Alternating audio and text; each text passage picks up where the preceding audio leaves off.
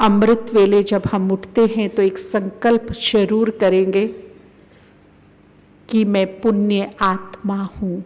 कम से कम 5 बार इस संकल्प को अपने सबकॉन्शियस माइंड में लेकर जाएंगे, स्वीकार करेंगे, तो इससे जो पुण्य करने की वृत्ति है वो जागृत हो जाएगी।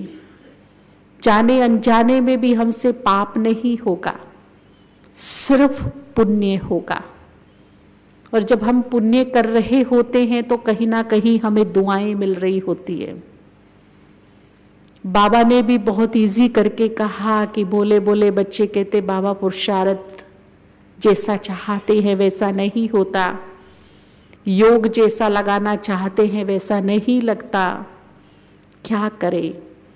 तो बाबा ने एक इजी से इजी रास्ता बताया। कुछ नहीं कर सकते कोई बात नहीं, दुआएं दे सकते हो और दुआएं सच्चे हृदय से सेवा कर सकते हो, इससे पुण्य बढ़ता है।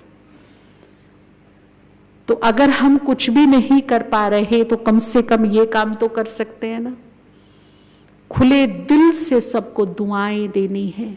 खुले दिल से दुआएं उसी की फलीभूत होगी जिसके मन में केवल एक ही भाव, शुभ भाव होगा।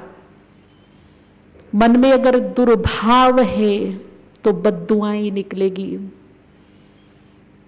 और यदि मन में शुभ भाव पनपता है तो केवल दुआएं निकलेंगी। तो हमें दुआएं देनी है तो मन में कौन सा भाव रखना है?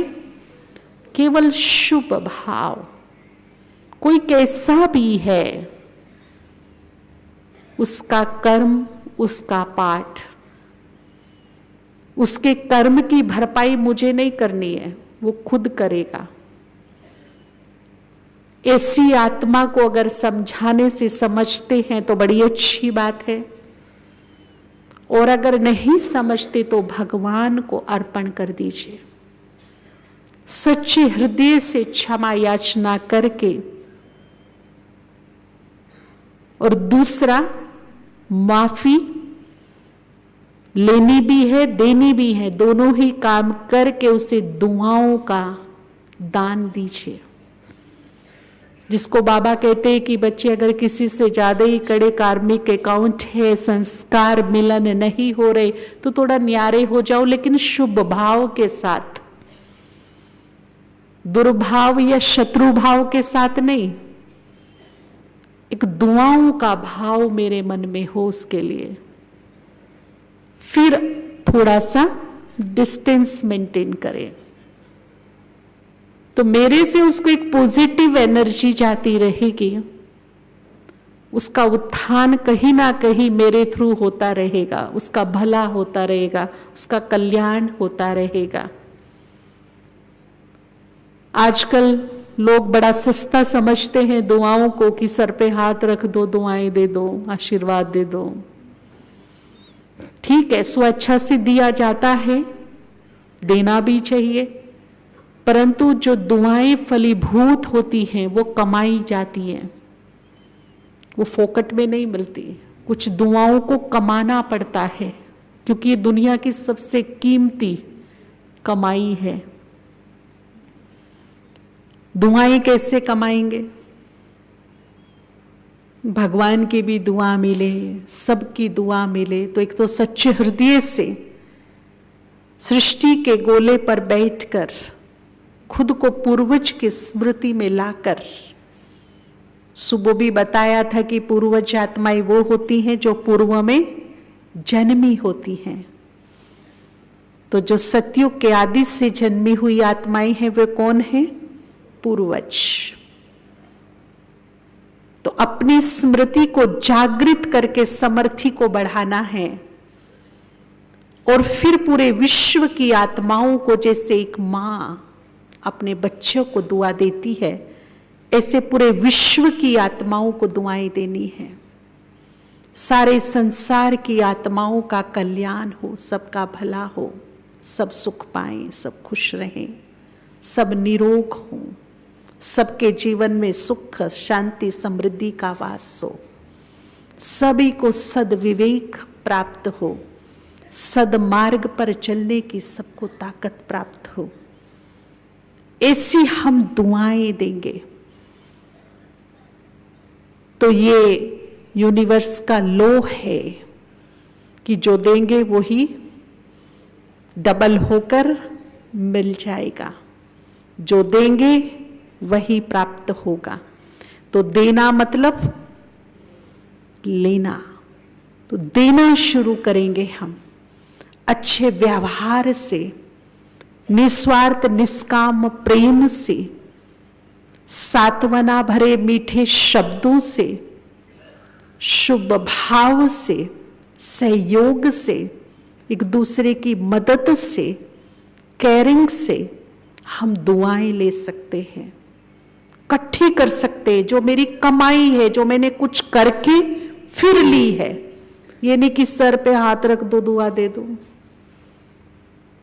मांगने वाले को कितना मिलता है? घर पे कोई भिखारी आ जाए और हमारे घर में बोरे भर भर के चावल पड़े हैं, अनाज पड़ा, आटा पड़ा, लेकिन दरवाजे पर जब मांगने वाला आता है तो उसको कितना देते हैं? इतना सा, इतना ही देते हैं ना, या इससे ज्यादा देते हैं? मांगने वाले को इतना ही मिलता है। मिल तो जाएगा, आप कहेंगे दुआ देना, ठीक है हम देंगे, पर जितना पावरफुल डोनर उतना पावरफुल रिसीवर भी तो होना चाहिए। देने वाला तो सच्चे हृदय से बहुत ज्यादा दे रहा है, पर लेने वाले का पात्र कैसा है ये भी तो है ना, रिसीव कितना कर रहा है वो। तो मांगने वाले को हमेशा कितना मिलता है? तो मांगने से अपना गुजारा तो है नहीं, तो क्यों ना मेरे मनसा इतनी सुंदर हो, मेरे कर्म इतने अच्छे हो, मेरा बोल इतने अच्छे, मेरा व्यवहार इतना अच्छा हो कि देने वाला जब दे तो छप्पर फाड़ के दे, बिन मांगे दे, तो कुछ बात बने। मांगने से गुजारा होता है क्या किसी का? नहीं होता। तो अब जो अंतिम पुरुषार्थ में एक पुरुषार्थ करना है, हर दिन दुआएं देनी है और दुआओं की कमाई करनी है, कमाई करनी है। दूसरों के होठों पे मुस्कुराहट लाकर, जलते मन को शांति के छींटे देकर, उसके चित्त को शांत करके, रोते हुए के आंसू पोंछ दे हम। कोई अकेला इतना परेशान है, उसके सहयोगी बन जाएं, मददगार बन जाएं। इन सब चीजों से जो हमारी कमाई होती है, जो दिल की दुआ निकलती है, वो फलीभूत जरूर होती है। समय आने पर वो हमारे लिए सुरक्षा कवच बन जाती है, हमारे सामने एक दीवार का काम करती है, जो दुखों को, परेशानियों को, मुसीबतों को आउट करती है, हमारे तक पहुंचने नहीं देती। तो विशेष ध्यान दुआएं देनी है और लेनी है। दिन भर में जो भी मेरे संबंध संपर्क में आते, मैं उसको कुछ नहीं दे सकती, मन ही मन उसको ब्लेसिंग जरूर दीजिए, तहे दिल से उसको दुआ दीजिए।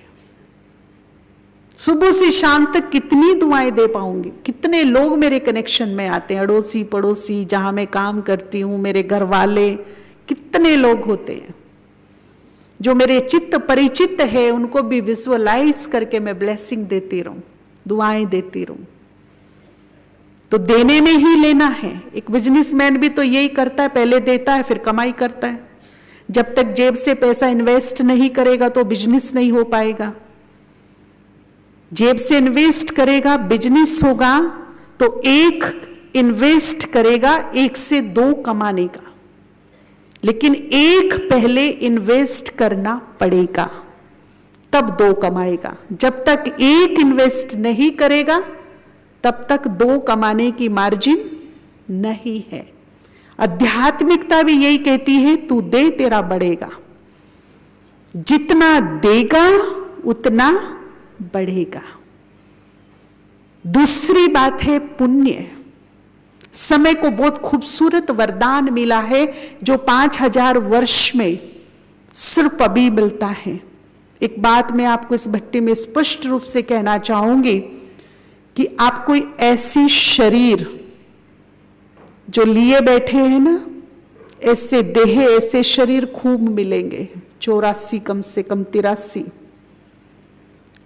ऐसे माँ बाप, ऐसे भाई बहन, ऐसे बाल बच्चे, पति पत्नी हर जन्म में प्राप्त होंगे। काम धंधे हर जन्म में मिलेंगे, पर एक चीज नहीं मिलेगी। वो कौन नहीं मिलेगा? बाबा नहीं मिलेगा। बाबा सिर्फ अभी ही कुछ समय के लिए मिलता है। पूरे 5000 वर्ष सब कुछ मिलेगा, परंतु वो नहीं मिलेगा। इसीलिए जो मन में तड़फ थी उसके लिए, जो तमन्नाएं थी कि जब तुम मिलोगे तो हम ऐसा करेंगे, वो सब कर लो, क्योंकि अब टाइम बहुत बहुत बहुत थोड़ा है, बहुत लिमिटेड टाइम है हमारे पास। एक समय था जब ब्रह्मा कुमारी कहती थी कि देखिए संसार कलयुग का विनाश होगा, परिवर्तन होगा। आज ब्रह्मा कुमारी चुप हैं।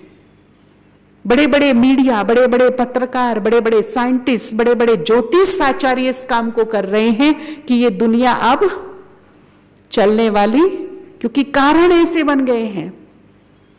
रूस और यूक्रेन ने तीसरे विश्व युद्ध का बीज डालकर दुनिया को 2 भागों में बांट दिया, और कभी भी ये चिंगारी लग सकती है, लेकिन अंदर ही अंदर दुनिया 2 भागों में तो बट गई। कोरोना ने अपना ट्रेलर दिखा लिया कि 1 इंच से छोटे से वायरस ने पूरे संसार को अपनी गिरफ्त में कैसा लिया कि बड़े बड़े मेडिकल साइंस फेल हो गए। कुछ भी उसके सामने आड़े नहीं अड़ रहे थे। सरकारें फेल हो गई, व्यवस्था फेल हो गई, इंसान की जो बुद्धि थी वो भी फेल हो गई। तो जब ये प्रकृति अपना खेल दिखाएगी तब हमारे पास सोचने का भी वक्त नहीं होगा। अभी तो शंकर ने केवल डमरू को हाथ ही लगाया, जिस दिन उठा के बजाना शुरू कर देगा ना, उस दिन समझ में नहीं आएगा कि हो क्या रहा है। उससे पहले जाना तो है। बाबा कहते तांडव नृत्य 2 शब्द हैं। भले दुनिया में तांडव होगा, पर जिसके पास दुआओं की दौलत होगी, जिसके पास पुण्यों की पूंजी होगी, वो नृत्य करेंगे। तांडव भी होगा, साथ में नृत्य भी होगा। किसी के लिए तांडव होगा और किसी के लिए नृत्य होगा। अब यहां मुझे खुद को चॉइस करना है कि तांडव में शामिल होना है कि नृत्य में शामिल होना है। अगर नृत्य में शामिल होना है तो उसकी तैयारी अब से जोर शोर से करनी है। अब और नहीं भागेंगे हम। अब जहां है वहीं रह करके फुल तैयारी करनी है। तो रोज कम से कम 5 पुण्य जरूर करने हैं हमें। नींद छूटे तो छूटे, खाना छूटे तो छूटे, लेकिन ये 5 पुण्य नहीं छूटने चाहिए, क्योंकि समय को खूबसूरत वरदान है। लिमिटेड टाइम है और इस लिमिटेड टाइम को बड़ा सुंदर वरदान है। 1 का पदम गुणा रिटर्न। ऐसी लॉटरी 5000 साल में ना तो लगी है ना कभी लगेगी। 1 का कितना है भी कि नहीं, या बाबा ने ऐसे ही बहका दिया हमको, मन खुश कर दिया? कैसे है 1 का 5 गुणा? कैसे है पदम गुणा? कैसे है? कैसे है? कुछ तो लॉजिक होगा ना उसके पीछे। जब हम बीज के लिए कुछ करते हैं तो ऑटोमेटिकली वो कहां पहुंचता है? पूरे वृक्ष को पहुंचता है। तो इस कल्प वृक्ष का बीज कौन है? शिव। जब उसके निमित्त हम कुछ भी दान पुण्य करते हैं तो उसका प्रभाव ऑटोमेटिकली पूरे वृक्ष को पहुंचता है। और जब पूरे वृक्ष से वो रिटर्न आता है तो 1 का कितना हो जाता है? पदम गुणा। तो 1 का पदम गुणा है। कुछ ना कुछ पुण्य जरूर करूं मैं, पुण्यों का बल अपने अंदर भरूं। पुण्यों की एक कंडीशन है, अगर पुण्य करके नाम मान शान की इच्छा रही, कुछ स्वार्थ की इच्छा रही, कुछ कामना की इच्छा रही, तो पुण्य तो हो गया, परंतु पुण्य में जो बल होना चाहिए, जो ताकत होनी चाहिए, वो नहीं होगी। इसीलिए पुण्य कर्म करने से पहले अपनी नीयत को अच्छी तरह मुझे चेक करना है कि मेरी नीयत में कोई खोट तो नहीं। अगर नीयत में खोट है तो कहीं ना कहीं क्या लगेगी? चोट। पुण्य बिल्कुल निस्वार्थ निष्काम भाव से होने चाहिए। वो पुण्य हमारे सुरक्षा कवच बनते हैं, हमें ताकत, हमें शक्ति प्रदान करते हैं, हमारे मार्ग को सहज बनाते हैं, जीवन को सफल बनाते हैं। एक जगह हम लोग गए, साउथ में बड़ा सुंदर मंदिर था, वहां एक बड़ी अच्छी धर्मशाला बनाई किसी ने, तो उसको देख रहे थे। ऐसी धर्मशाला भी पहली बार देखी, बहुत ही सुंदर धर्मशाला थी, 5 स्टार टाइप। तो एक चीज देख करके हम सब रुक गए और हमारी बहुत जोर से हंसी आने लगी। जितने भी भाई बहने थे, वहां लिखा था कि परदादा की प्रेरणा से, दादाजी के आशीर्वाद से, पिताजी की सहमति से पुत्र ने अपने पौत्र के हाथों से एक पंखा लगाया गया। जो भी आए पढ़े और उस खानदान के लिए क्या करे? वाहवाही करे। 500 रुपए के पंखे में पूरे 7 पुस्तकों को लपेटा हुआ है और कहते कि हमने बड़ा पुण्य किया है। भारत में एक मान्यता है, क्या मान्यता है? नेकी कर दरिया में डाल। पता भी नहीं चलना चाहिए, एक हाथ को दिया तो दूसरे हाथ को। ऐसे पुण्य में ताकत होती है। नहीं तो पुण्य तो किया परंतु फल ऐसा, जैसे हम एक बार कहीं बहुत लंबे रास्ते पर थे, जर्नी फूड लेना भूल गए, भूख लगी जोर से, तो फ्रूट्स बिक रहे थे लारी पर। एक लारी पे बड़े मोटे मोटे बड़े अच्छे अच्छे एप्पल रखे थे, भूख सभी को लगी थी, तो गाड़ी रुकवाई और एप्पल खरीदे। 200 रुपए केजी तो एप्पल दिए। बड़ा सुंदर एप्पल था, जब काटा अंदर से पूरा काला। फल था फल, परंतु खाने के लायक नहीं था। ऐसे ही पुण्यों का हाल होता है, जिन पुण्यों में हमारी अपेक्षाएं, कामनाएं, स्वार्थ, नाम मान शान की इच्छा पैदा हो जाती है। वो पुण्य फल तो होते हैं परंतु किसी काम के नहीं। तो पुण्य करने से पहले मुझे निस्वार्थ भाव पैदा करना होगा, निष्काम भाव पैदा करना होगा, तो वो पुण्य मुझे बल प्रदान करेंगे। अन्यथा फल होगा परंतु खाने के योग्य नहीं होगा। ऐसे पुण्य मुझे करते रहना है। बस देखिया करते चलिए, दरिया में डालते चलिए और फिर चिंता की बात नहीं। चाहे तूफान सुनामी जैसा भी क्यों ना आ जाए, दरिया में, सागर में मेरी नेकियों की नौका जमा है, माझी भी मेरे फेवर में है, मेरी तो 100% पार होगी ही होगी। डूबने की कोई मार्जिन है ही नहीं। तो इस तरह से नेकियां की नौकाएं सागर में जमा करते चलो, काम आएंगे। एक पुण्य आत्मा अपने पूरे परिवार का, पूरे एरिया का सुरक्षा कवच बन सकती है। युधिष्ठिर की एक सुंदर कहानी है। जब पांडव पहाड़ पर जा रहे थे तो युधिष्ठिर को 5 मिनट का नरक भोगना पड़ा एक छूट के एवज में। तो देवदूतों ने उसको नरक की ओर भेजा। जब वो रौरव नरक में पहुंचा तो ऐसी एक काल्पनिक कहानी बताई है कि वहां की हवाओं में भी घुटन थी। हर इंसान के मुंह से आहा निकल रही थी, दुख था, तड़फ थी, बेचैनी थी, रोग शोक से चिल्ला रहे थे लोग। ऐसे नरक के बीच में युधिष्ठिर को 5 मिनट बिताने थे। वो 5 मिनट खड़े हुए तो एक खुशबूदार हवा फैल गई। लोगों के जो मन जल रहे थे उनमें शीतलता आ गई, दुखों में कमी आ गई, राहत सुकून मिलने लगे लोगों को।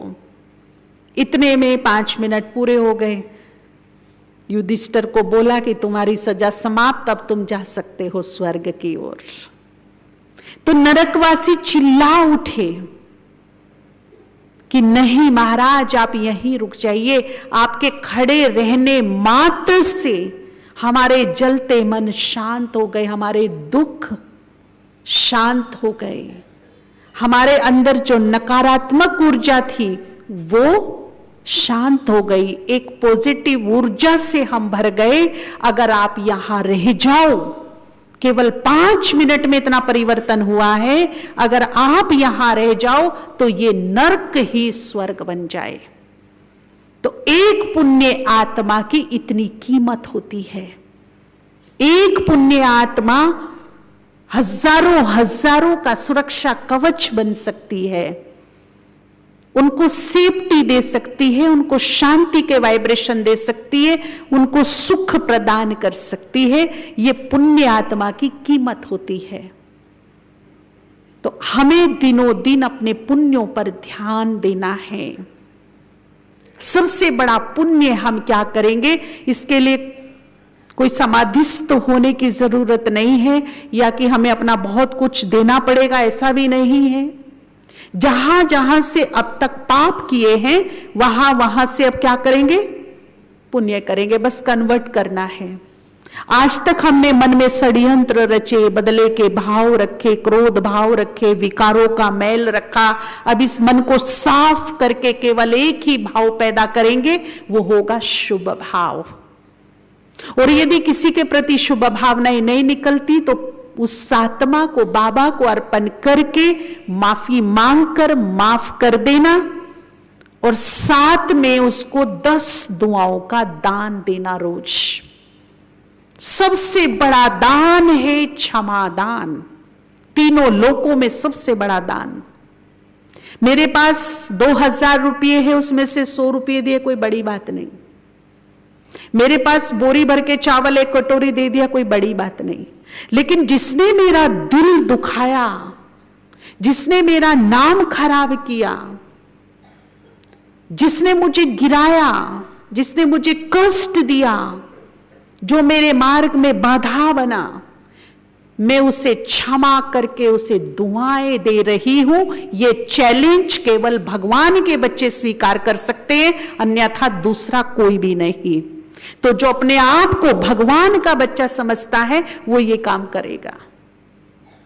बहुत बड़ी चुनौती है कि वो मेरे आंख में आंसू देने की योजना बना रहा है और मैं उसके मुस्कुराने की दुआ दे रही हूं। वो मेरे दिल को दुखाने की योजना बना रहा है और मैं उसके लिए सुख की दुआ कर रही हूं। इतिहास गवाह है कि हर बुराई पर अच्छाई ने विजय प्राप्त की है। तो अगर वो बुरा सोच भी रहे हैं तो मेरी अच्छाई से क्या हो जाएगा, मेरी दुआओं से क्या होगा, पराजित हो जाएगा। जीत अच्छाई की ही होगी, ये श्योर है। तो अपने मन से सबको शुभ भावनाएं दुआएं देनी है, ये पुण्य करना है। किसी से नाराजगी है, कोई रूठे हैं, किसी से गिले शिकवे शिकायतें हैं कि इन्होंने विश्वासघात कर दिया, कुछ भी कर दिया, आज क्षमा भाव पैदा करेंगे उनके लिए, माफ कर दीजिए। किन्हीं से माफी मांग लो और किन्हीं को माफ कर दो। हमने भी तो किसी को कष्ट दिया होगा ना, हमने भी तो किसी को तकलीफ दी होगी, बोल से, कर्म से, व्यवहार से दी होगी कि नहीं दी होगी। तो किन्हीं से मांगनी है और किन्हीं को संकल्प करेंगे इस जन्म में, पूर्व जन्मों में यदि मेरे से किसी को भी कष्ट प्राप्त हुआ हो तो मैं उनसे क्या करती हूं, मन ही मन क्षमा मांगती हूं। और यदि किसी ने मुझे इस जन्म में या पूर्व जन्म में कष्ट पहुंचाया है तो मैं उनको माफ करती हूं। हर कर्म बंधन से मैं उनको मुक्त करती हूं। और फिर उनको दोनों को ही दुआएं दीजिएगा। सुखी रहो, खुश रहो, निरोग रहो। ये हमारी जो पॉजिटिविटी है हर प्रकार की बैड एनर्जी पर, हर प्रकार की नेगेटिविटी पर, हर प्रकार की उग्रता पर भारी पड़ जाएगी। इसीलिए जब भी उस आत्मा का चेहरा सामने आए, उसकी बात आए, केवल दुआ देना और कुछ मत करना। फिर इसका परिणाम देखना कि जो शत्रु थे वो कैसे मित्र बनते हैं, जो विरोधी थे वो कैसे सहयोगी बनते हैं, और पर्सनली व्यक्तिगत मेरे जीवन में, मेरे मन में कैसे शांति, सुख आता है, सुकून आता है, कैसे मैं चैन की जिंदगी जीती हूं। पर्सनली व्यक्तिगत मुझे ये फील होगा कि सुख की जिंदगी जी रही हूं, शांति की जिंदगी जी रही हूं। ठीक है ना? मन से हमें योग सकाश का दान देना है आत्माओं को। बाबा ने कहा बच्चे तुम्हारे वाइब्रेशन सकाश के रूप में आत्माओं को पहुंचते हैं, परंतु ये सकाश कहां से आ रही है ये अभी तक पता नहीं है। तो अपने जीवन में से 10-15 आधा घंटा जितना भी निकाल सकते हो निकालकर महाज्योति से जुड़िए। तीसरे नेत्र से उसको विजुअलाइज कीजिए, उसका तेजस्वी प्रकाश मुझ पर पड़ रहा है, सुखों का, शांति का, पवित्रता का, शक्ति का। और मेरे मस्तक से, नेत्रों से उन आत्माओं को पहुंच रहा है जो दुखी हैं, अशांत हैं, शक्तिहीन, कमजोर हैं, निराश हैं, उदास हैं, हताश हैं। ऐसी आत्माओं को वो वाइब्रेशंस रोज दीजिए, रोज दीजिए, रोज दीजिए। अगर एक भी रोता हुआ चेहरा मेरे वाइब्रेशन से हंस गया तो कितनी बड़ी दुआ और कितना बड़ा पुण्य मैंने घर बैठे कर लिया। कर लिया कि नहीं कर लिया? कोई मरने की सूझती है किसी को कि मैं जीवन ही खत्म कर दूं, इतना निराश हो गया, लेकिन मेरे वाइब्रेशंस उसको मिले, उसका मन बदल गया, नहीं मुझे फिर से एक प्रयास करना चाहिए, मृत्यु के मुंह से उसको हटा दिया, तो ये कितना बड़ा पुण्य हुआ। हुआ कि नहीं हुआ? तो इधर उधर फालतू बातों में उलझने की बजाय कुछ सुंदर वाइब्रेशन संसार को दीजिए, जरूरत है अभी। मन से सेवा कीजिए। जितना मन सेवा में लगाएंगे, जितने मन से अच्छी एनर्जी दूसरों को देंगे, इतना ही मन दुरुस्त रहेगा। और दुनिया में कहावत है, मन चंगा तो कटौती में, मनोरोगी कभी नहीं बनेंगे, मन में भटकाव की स्थिति कभी नहीं आएगी, मनोबल चढ़ा बढ़ा रहेगा, आत्मविश्वास बना रहेगा। ये मन के काम होंगे और मन को रिटर्न में ये सब प्राप्त होगा। शरीर की बीमारी झेली जा सकती, लेकिन जब मन की बीमारी लगती है ना, उसकी कोई दवा काम नहीं करती। मन का व्यक्ति जो रोगी होता है वो आधा मर जाता है। इसीलिए मन को दुरुस्त रखने के लिए मन का बीमा कर दीजिए। इस मन से कुछ पुण्य करिए। फिर आता है नीचे वाचा, जुबान। हम इस जुबान से कब कहां क्या बोलना है पता ही नहीं है। माफ कीजिएगा, वैसे तो ब्राह्मण जो बाबा के बच्चे बड़े बड़े पाप नहीं करते, लेकिन क्या बोलना है, कब बोलना है, कितना बोलना है, कैसे बोलना है, ये अभी तक नहीं आया है। कुछ भी बोल देते हैं, कुछ भी बोल देते हैं। अगर मेरे बोल से किसी की खुशी पर, किसी की शांति पर वार हुआ तो मैंने पाप कर लिया। ये पाप है, सूक्ष्म पाप है। इसीलिए आज से इस भट्टी से एक दृढ़ संकल्प करना है, अपनी जुबान पर फुल्ली कंट्रोल, फुल्ली संयम। इतना कंट्रोल हो जो चाहती हूं वही बोले, अच्छा बोले, मीठा बोले, बढ़िया बोले, दूसरों को जीवन मिले ऐसा मिले बोले, टूटे हुए दिल आपस में जुड़े ऐसा बोले, टूटे हुए रिश्ते आपस में जुड़ जाएं, टूटा हुआ घर आपस में जुड़ जाए। कुछ बहनें क्या करती हैं, भाइयों का भी होता है रोल। एक मंथरा ने राम राज्य में कान भरकर राम जैसे बेटे को वनवास दिला दिया। शायद उसके बाद किसी ने अपने बच्ची का नाम मंथरा नहीं रखा होगा। लेकिन काम मंथरा के अगर हम कर रहे हैं तो हम मंथरा से कम नहीं है। चुगली सच्ची ही क्यों ना हो, लेकिन घर का नाश करती है। इससे अच्छा तो सामने बैठकर बातचीत करी जाए, वो ज्यादा बेटर है। कान भरने वाली आदत अगर है तो ये पाप है, बड़ा सूक्ष्म और बड़ा गहरा पाप है। इस पाप से हम बचेंगे। बाबा हमें रोज मुरलियों में अवगत कराते हैं, अलर्ट कराते हैं, झरमुई झगमुई से बचो। ये निंदा चुगली मत करो, एक दूसरे का दिल खराब मत करो, एक दूसरे की नजरों में किसी को मत गिराओ।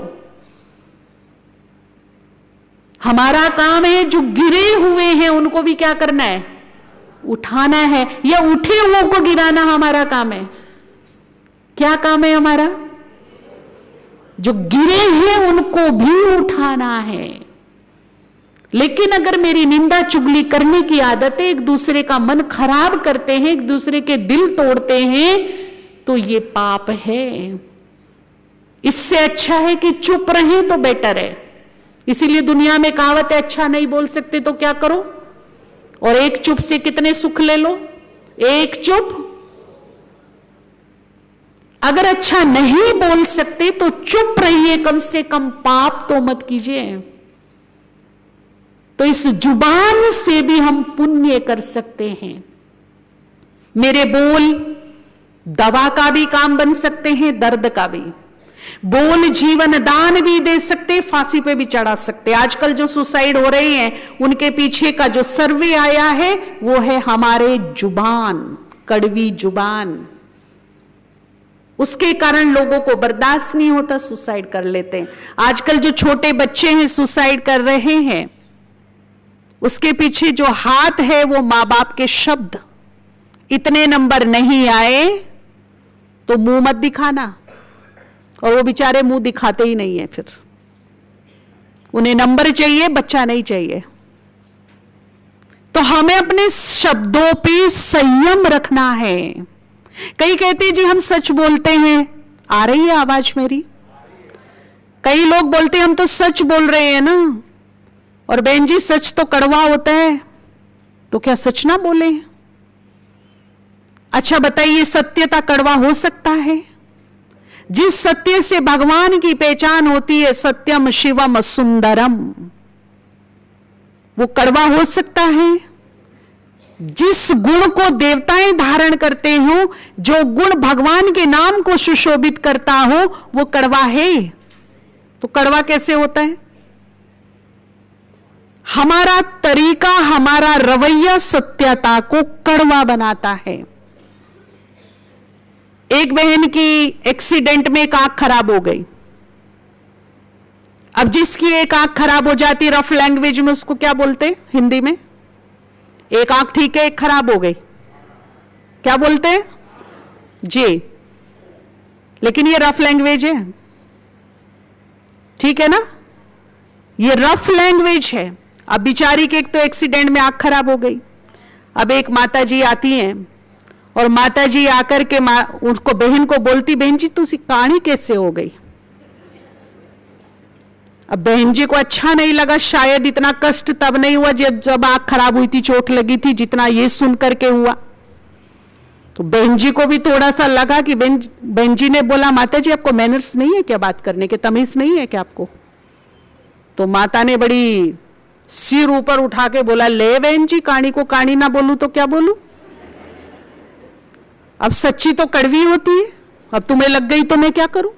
अब तुम हो ही काणी। तो बताइए, शब्द में कड़वाहट है? नजदीकियां बनी? नहीं, दूरियां बनी ना? अपनापन कहीं दिख रहा है इसमें? माता जी हालचाल पूछने आई थी, ऐसी सहानुभूति कहीं दिख रही है इसमें?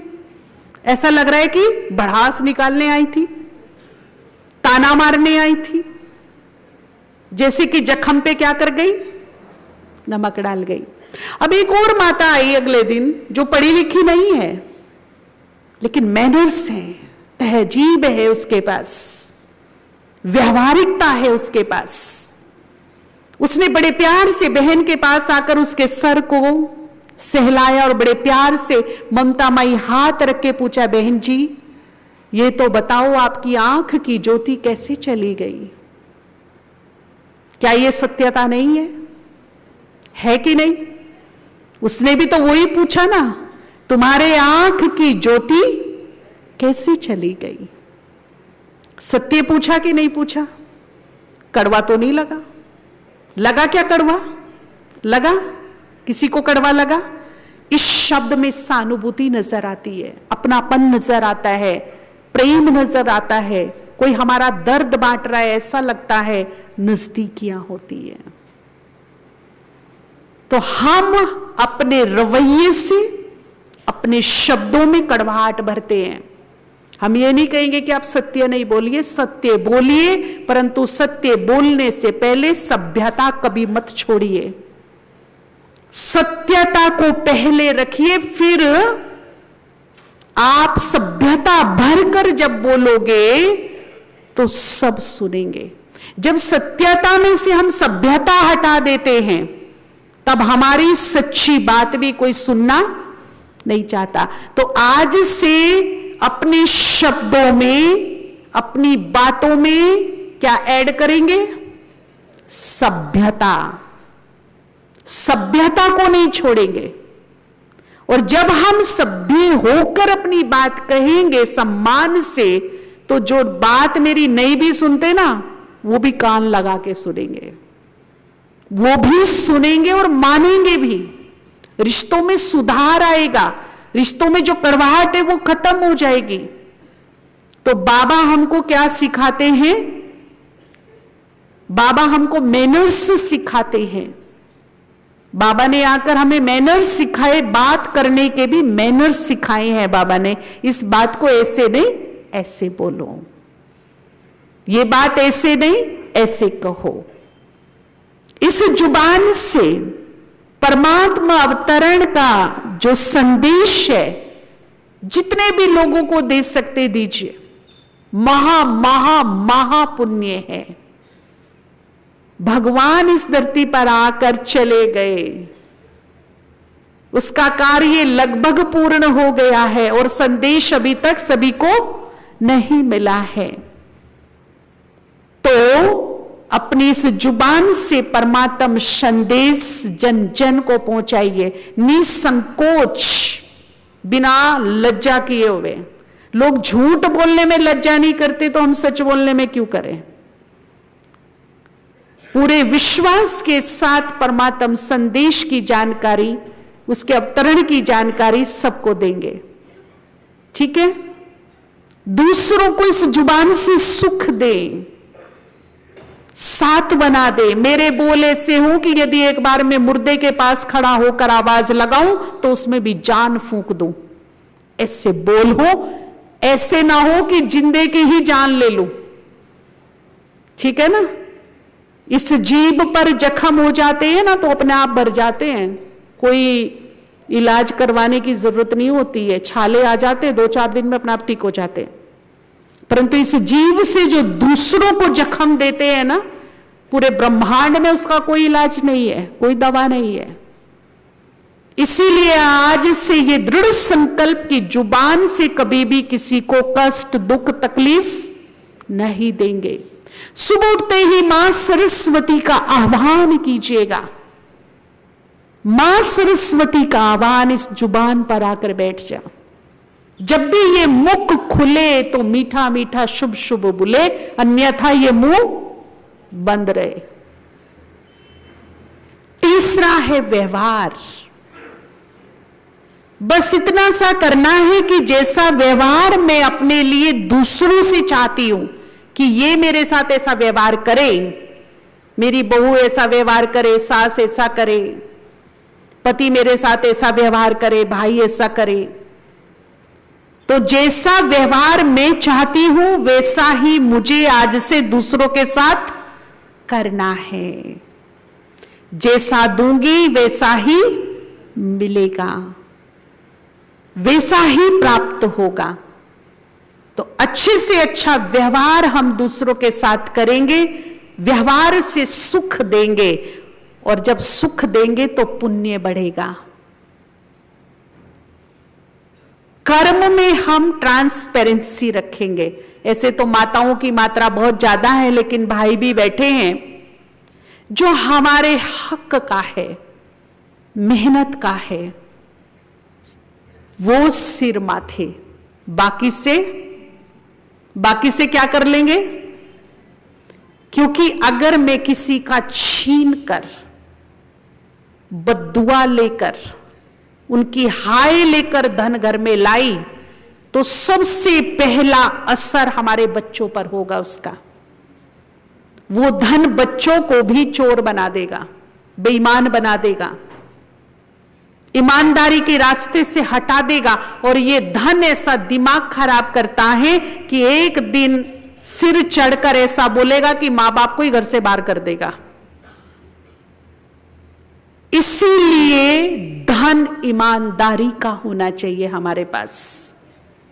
कर्मों में बिल्कुल ट्रांसपेरेंसी हो। अगर भगवान हिसाब लेने लगे तो 1% भी संकोच ना हो मुझे। नोटबंदी पर वार हुआ था पीछे,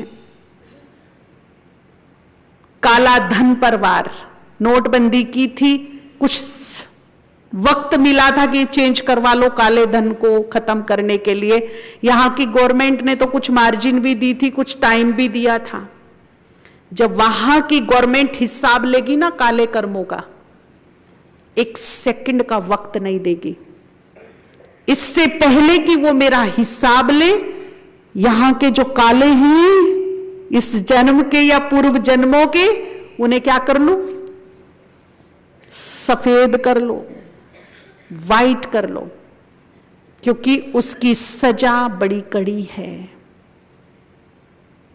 जितना जल्दी हो सके काले कर्मों का, जो कारनामों का खाता काला पड़ा है, टाइम रहते क्षमा याचना करके, पुण्य करके, योग बल करके यहां से वाइट कर लो खुद को।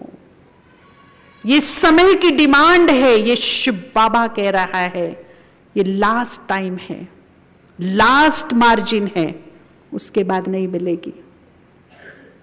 अमृत वेला करना महा महा महा पुण्यों में आता है। मुरली सुनना, सत्संग तो पुण्यों में गिना ही जाता है। गीता ज्ञान सुनना तो ये महापुण्य। जब आत्मा शरीर छोड़ रही होती तो कहते कान में क्या सुना दो, पुण्य हो जाए इसका।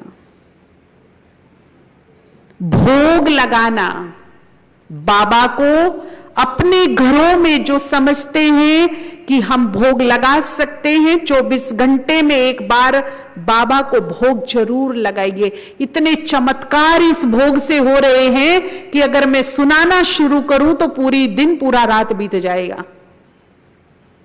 अभी दिल्ली तालकटोरा स्टेडियम में प्रोग्राम था, वहां एक माता अपने बच्चे को लेकर आई, मिली, बच्चा 11 साल का, बिल्कुल नहीं बोलता, बिल्कुल एक्टिव नहीं, बिल्कुल डल, जुबान उठती नहीं। उसने बताया कि डॉक्टर ने कहा इसका ऑपरेशन होगा, सफल होगा कि नहीं पता नहीं, पर एक ऑपरेशन इसका करना पड़ेगा तो शायद जुबान उठेगी, जुबान बोल सकेगा कुछ। उसने कहा अच्छा 6 महीने का मुझे वक्त दो। सेंटर पर से डेली जल लाती, गुरुवार का भोग लाती, बच्चे को खिलाती, घर में भी 3 टाइम भोग लगाती स्पेशली बच्चे के लिए, और वो भोग लगा हुआ भोजन बच्चे को खिलाती। दूध का भी भोग लगाती, उसे चार्ज करती, बच्चे को पिलाती। 6 महीने में विदाउट ऑपरेशन बच्चा बोलना शुरू हो गया, और जो बिल्कुल डल था आज वो बिल्कुल एक्टिव नॉर्मल बच्चा बन गया। वो स्पेशल उस बच्चे को लेकर आई कि 6 महीना पहले ही ऐसा था, ना एक भी टैबलेट दिया, ना एक भी दवा दिया, केवल ये भोग खिलाया सिर्फ। पीछे हम लोग महाराष्ट्र में गए, वहां एक बेटी ने सुसाइड कर लिया, इकलौती बेटी थी माता की, मेडिकल करने गई थी, बहुत ही पैसा वैसा देके, डोनेशन देके उसका एडमिशन कराया, काफी बड़ी रकम दे करके, लेकिन पढ़ाई उसको इतनी टफ लगी कि वो नहीं कर पाई तो सुसाइड कर लिया। एक ही बेटी थी। माता डिप्रेशन की 4th स्टेज में, ज्ञान सुनने के भी काबिल नहीं। ज्ञान भी तो आप नॉर्मल को ही सुना सकते हो ना, आधे पागल को ज्ञान कैसे सुनाओगे? बिल्कुल सुनने की नहीं। लेकिन उसके हस्बैंड को किसी ने कहा कि ब्रह्मा कुमारी इसमें डिप्रेशन से बाहर निकालते, वहां लेके जाओ, कुछ राजयोग सिखाते। अब सिखाई तो सिखाई कैसे उसको, वो तो सुनने की उसमें नहीं है। कपड़े अस्त व्यस्त, बाल बिखरे हुए, मुंह से पानी निकल रहा है, हालत खराब।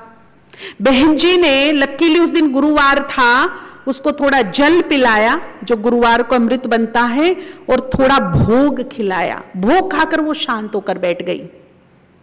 10 मिनट बाबा के कमरे में बैठी। अब बहन जी की समझ में आ गया। उस भाई को बोला, देखो ये कोर्स करने की हालत में तो अभी नहीं है, आप इसको रोज लाइए, हम इसको 10-15 मिनट जितना भी होगा मेडिटेशन कराएंगे और बाबा का भोग स्वीकार कराएंगे, इसको जल पिलाएंगे। आती रही बहनें, उसको खिलाती रही, पिलाती रही। फिर हम लोगों का वहां जाना हुआ। 1,500 लोग थे, उनका ब्रह्मा भोजन बन रहा था। टीम थी माताओं की बनाने की। उस टीम के ऊपर एक लीडर थी, तो वो लीडर वही माता थी जो डिप्रेशन में थी। केवल भोग खाके जल पीकर चार्ज किया हुआ वो माता पूरी तरह ठीक हो गई। कोरोना काल में एक माता बिल्कुल लास्ट मोमेंट पे ऑक्सीजन 60 पर पहुंच गई। कोई केयर नहीं कर रहा बेचारी की, 3 दिन से पड़ी है भूखी प्यासी।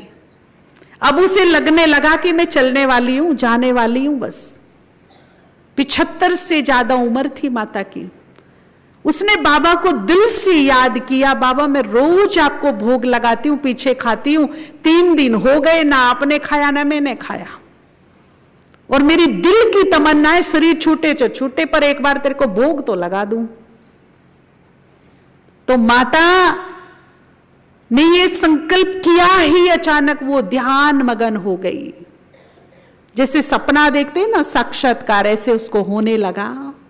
उसने अपने आप को शांति स्तंभ पे देखा और क्या देखा कि शिव महाज्योति है ऊपर, और उससे बहुत तेजस्वी प्रकाश का फाउंटेन फुव्वारा मेरे ऊपर गिर रहा है, बहुत तेज। और फिर उसने देखा कि बाबा वतन में उसे भोग स्वीकार करा रहा है, कुछ खिला रहा है। तो बाबा ने कहा, बच्ची बाबा ने तेरा ना फाउंटेन डाल के शक्तियों का स्नान करा दिया, क्योंकि उसने 3 दिन से स्नान नहीं किया था हॉस्पिटल में, और बाबा ने तेरे को भोग भी स्वीकार करा दिया। तो जब वो ध्यान से बाहर आई तो एक जान पहचान वाली बीके नर्स उसके लिए भोजन की थाली लेकर के आई।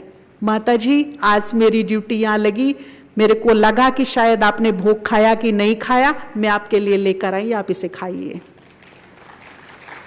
और वो भोजन खाकर माताजी इतनी जल्दी से रिकवरी की। अच्छे अच्छे यंग लोग जा रहे थे, 60 पर ऑक्सीजन थी, और उसकी इतनी तेजी से रिकवरी हो गई कि वो 3 दिन के बाद हॉस्पिटल से बाहर घर आ गई अपने। तो इतने जबरदस्त इसके कमाल हैं। जिस घर में 24 घंटे में कम से कम एक बार भगवान को भोग स्वीकार होता है, ये मैं यहां से आपको गारंटी दे सकती, 84 जन्मों में आप और आपके अपने कभी भूखे नहीं मर सकते, क्योंकि आपके घर से भगवान ने भोग स्वीकार किया है। दूसरी बात, जब भोग बाबा को लगाते हैं और जब उसको भोजन में मिलाते, वो प्रसाद बन जाता है, जिसका असर मन पर होता है। जिस घर में रोज भोग लगता है और वो भोग लगा हुआ भोजन बच्चे खाते हैं, तो 100% संस्कारी बनेंगे। जो आजकल के व्यसन हैं, व्यसनी बनते जा रहे हैं, छोटे छोटे बच्चों में नशे की लत पड़ती जा रही है। कम से कम 1000 माताओं ने अपने पति पर, अपने बच्चों पर ये भोजन का, दूध चाय का एक्सपेरिमेंट किया, जल का किया। जो ड्रिंकर थे, रात दिन दारू पीते थे, जो बच्चे गलत संगत में चले गए, व्यसनों में चले गए, उन्होंने ये शिव बाबा को ऑफर करके भोग खिलाया। उसमें स्वामान भरा और आज उनके बच्चे बिल्कुल ठीक ठाक राह पर आ गए। पतियों ने दारू छोड़ दी है। इतना बड़ा मैजिक इसका हुआ है, लेकिन भावना का होना बहुत जरूरी है। तो 24 घंटे में एक बार भोग जरूर लगाइए अपने घर में, जिसके घर में नॉनवेज ना बनता हो, जिसका किचन शुद्ध सात्विक हो। बड़े प्रेम से बाबा को भोग लगाना और फिर उसको अपने भोजन में मिलाना, सब परिवार को खिलाना। बहुत मन को ताकत मिलेगी, सदमार्ग पर चलेंगे, सदविवेक प्राप्त होगा, परिवार में सुख शांति प्रेम सम्मान बना रहेगा एक दूसरे के प्रति। यदि जीवन में कष्ट है, विघ्न है, असफलता है, पराजय है, रोग शोक है, तो इमीडिएट पुण्यों की आवश्यकता है। जब हमारे जीवन में कोई ग्रहचारी आती है तो हम ज्योतिष आचार्यों के पास, गुरुओं के पास जाते हैं, तो वो कुछ ना कुछ इमीडिएट हमारे हाथ से अल्पकालीन पुण्य कराते हैं।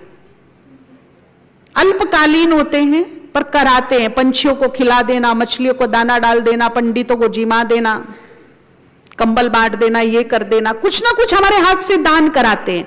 क्यों? क्योंकि पाप के प्रभाव के कारण भोगनाए कष्ट आए हैं।